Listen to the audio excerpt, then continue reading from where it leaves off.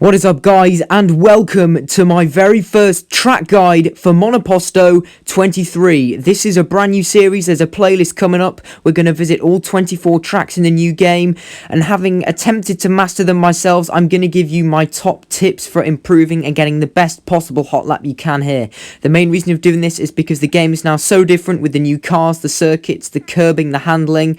So I'm going to give advice about setups and the best lines that you should take in order to maximize the most out of a qualifying lap. And today we are beginning at Bahrain. So if you're excited, be sure to like, share and subscribe, and let's jump straight into today's video, starting off with the setup. So welcome to the pit lane here in Bahrain. Today's hot lap is going to be as Charles Leclerc in the Ferrari. So a quick tip to point out, ERS is automatically set to on in qualifying. However, I prefer to use it manually, so turn it off in the pit lane. In terms of setup today, this is the default setup I was presented with. Now obviously, because Bahrain is a power circuit, you don't want a lot of downforce on the car, so I turn the wing setup slider to just about level with the W there in wings, as you can see. Brake balance, I kind of just leave default for now because the game knows that best. And suspension, I'm just going to move again fairly low down to the SU in suspension. Somewhere in that region is what I think the best setup should be in order to master a lap around Bahrain. It's personal preference, of course.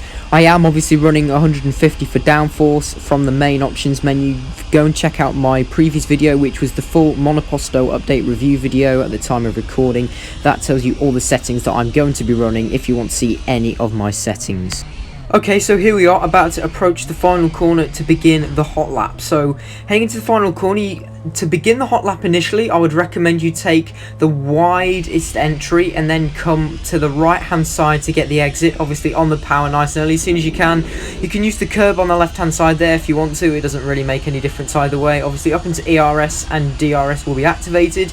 I like to manually control ERS. I know the game automatically sets it to, you know, be on full deployment. However, otherwise you just run out. So when you need it most, so on straights and corner exits, that's why I always like to control it manually.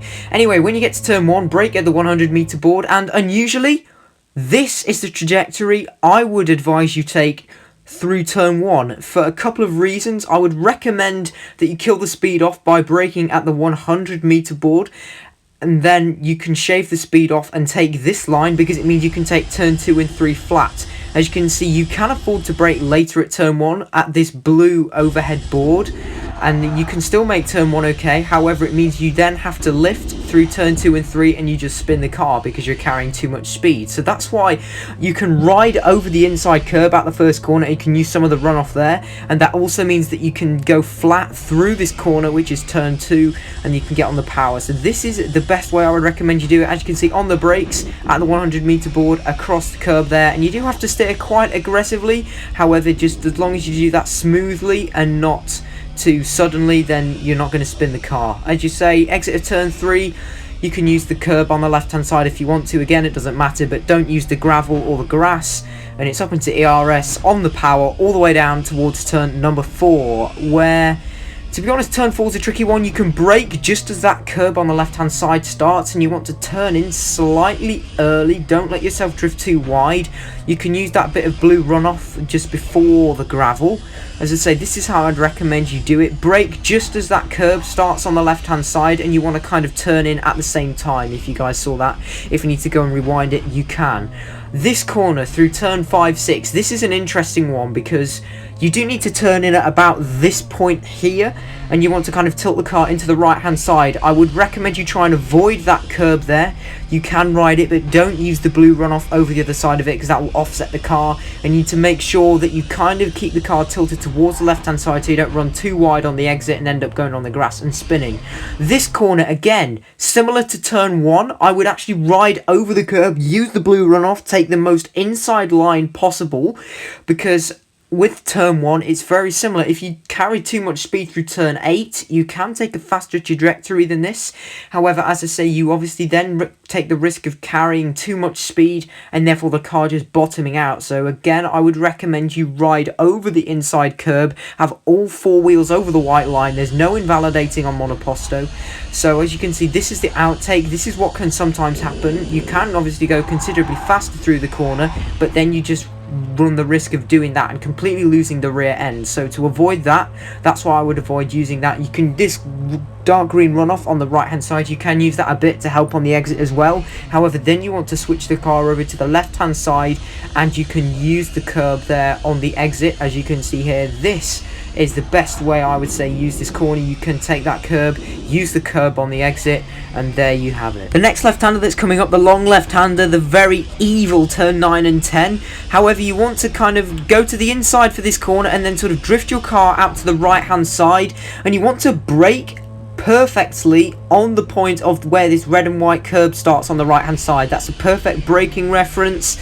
And then you want to turn in. Don't ride the inside curb, so try and avoid that if you can. So turn in early, but not too early. I'm just going to show you what happens if you do ride this curb.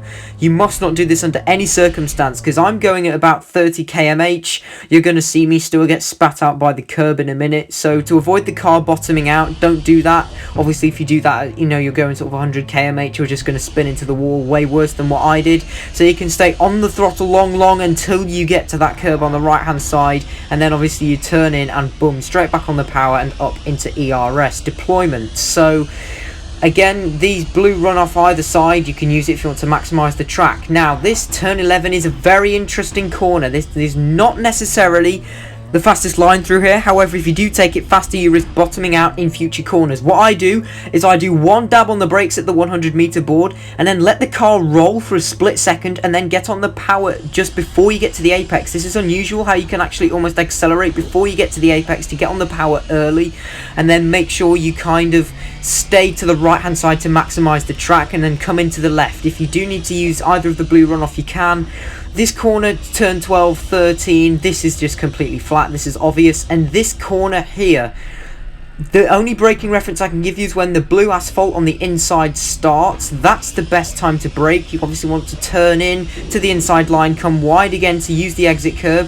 However, if you brake too late, you just risk doing that. And that's what happens if you take a better line through turn 11, is obviously the extra speed carries and it impacts you. Unfortunately, I had a bit of a snap of oversteer during my hot lap mid-apex of the corner, which is why it wasn't perfect.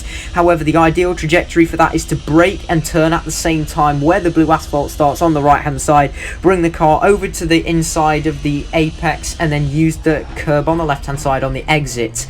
Moving on to the final corner then, this is again unusual line.